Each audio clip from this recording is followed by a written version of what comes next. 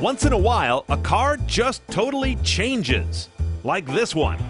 All together now, that's an Escape? Yep. Let's drive the 2013 Titanium Edition and check the tech. If Ford set out to escape the look of the old Escape, they did it. This is about as different from the previous rolling brick as they could have gotten. This is their kinetic design. You recognize the lines, and especially the face, from the new Fusion and the redesigned Focus. Now, the first thing I notice on the inside of the new Escape is it looks uncannily like the outside of the new Escape. Look at the shape of the dash and this lower bolster. Now look at the outside. Kind of the same part, isn't it? Do they just put a dash on the front and paint it blue? Anyway, here's where the real design has to be questioned. It's what's going on with My Ford Touch and Ford Sync.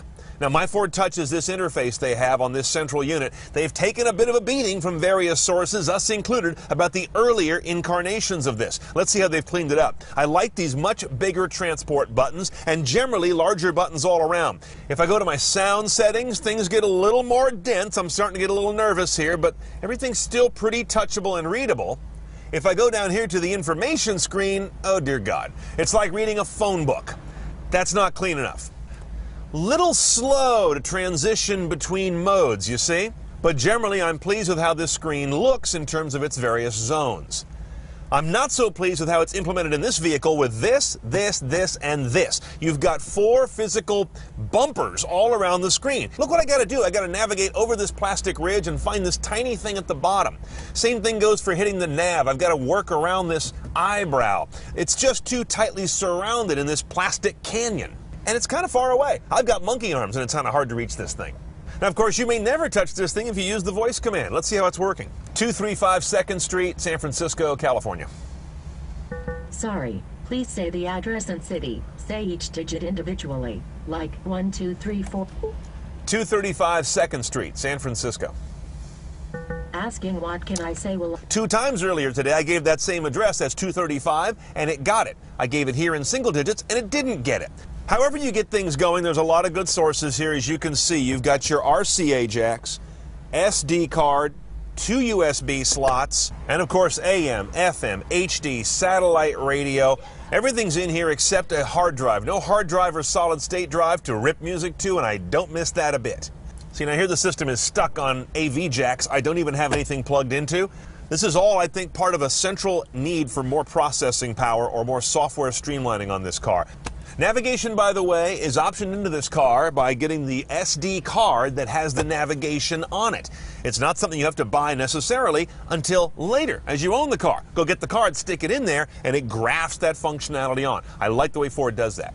Rear camera technology is pretty good on this vehicle. You've got trajectory, you've got distance, you've got sensors all around the car, front and rear, part of a parking package, and you've also got Active Park Assist. This guy will park itself and does it quite well.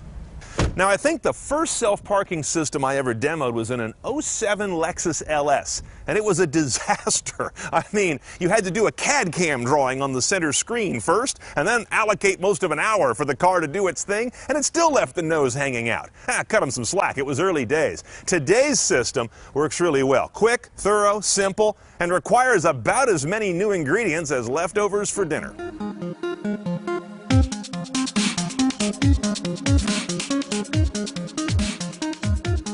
So here's a scenario. You just came out of Costco or somewhere, bought a whole bunch of stuff, saw some jackass on the TV screens, and now you got to put your things in the back, but your hands are full. You don't dare put them down because there's a steaming pile of the homeless guy left behind your car. So what do? Ford's got an answer. You just wag your foot over here, and the tailgate opens all by itself.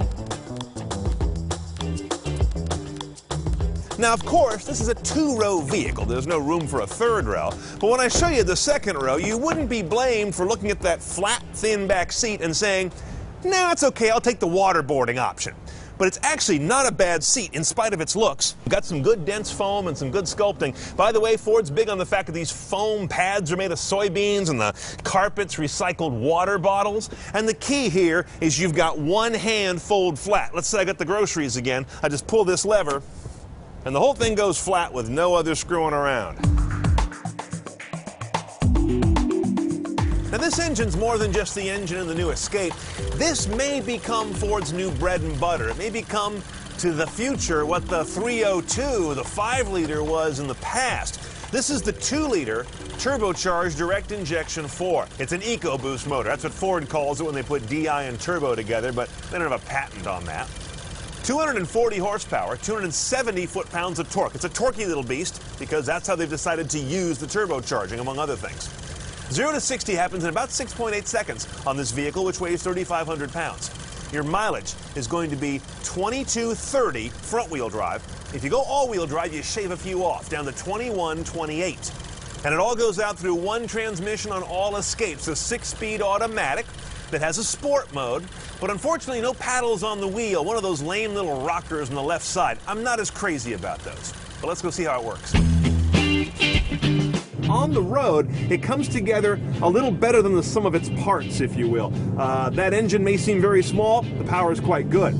The build quality in this vehicle is real good. And in general, you've got this feeling of high style and good quality inside this vehicle. If you like the looks, you like them. If you don't, that obviously won't get you very far. But most people I've shown it to really liked it, inside and out.